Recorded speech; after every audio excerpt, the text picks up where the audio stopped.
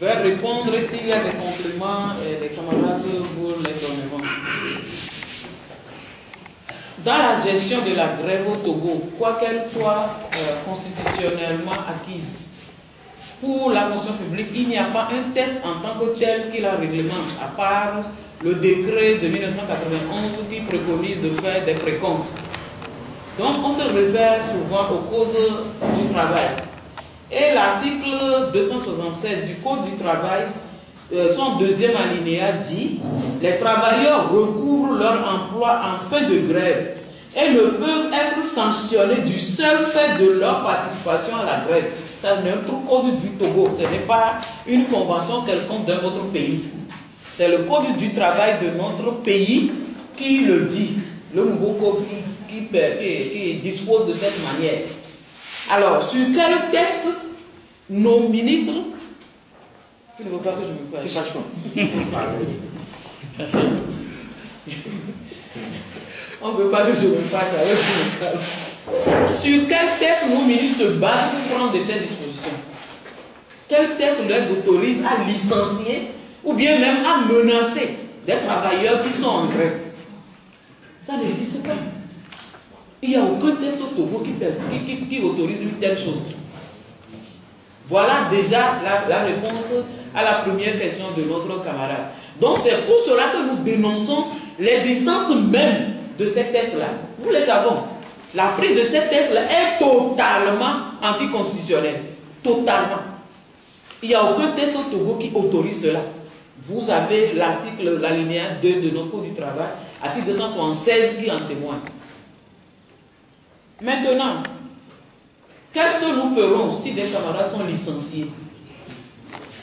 Nous n'allons pas déballer ici toutes les actions que nous allons faire pour dire que la STT va faire ci, va faire ça. Vous savez, nous sommes sur un terrain de bataille.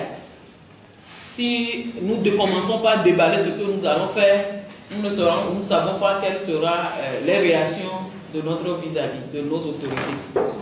Donc, ce qui est sûr, c'est que la STT ne restera pas les bras croisés si on licencie un seul de ses fonctionnaires pour cause de grève. Un seul de ses fonctionnaires pour cause de grève. Nous ne resterons pas les bras croisés. Si je vous donne un tout petit exemple, c'est l'arrestation de notre surveillant général la dernière fois. Quand nous sommes portés vers les autorités judiciaires, ils nous ont dit qu'ils vont voir ce qu'ils vont faire. Et le jour suivant, quand rapidement l'action à faire ne venait pas, qu'est-ce qui s'est passé? Les camarades se sont mobilisés. Et à l'AG de l'après-midi, s'ils n'avaient pas été relâchés, c'est toute l'AG qui allait agir. Donc, moi, je vous dis que nous n'allons pas déballer ici ce que nous allons faire.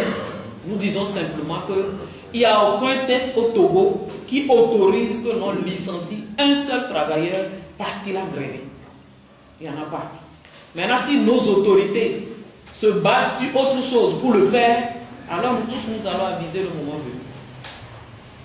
J'espère croire, ou bien j'ose croire, que ces tests-là sont des tests d'intimidation et qu'on n'en arrivera pas à l'acte. Pour la troisième question, conclusion du comité de suivi. Est-ce que ça engage la synergie? La base de la synergie a décidé à notre avant-dernière rencontre que la synergie se retire du comité de suivi, puisque la base a rejeté le relevé de conclusion. Parce que, ayant donné des solutions qui ne répondent pas à la revendication que nous avons posée. Donc, étant ainsi, nous ne pouvons plus être engagés par les conclusions que le comité de suivi va nous sortir.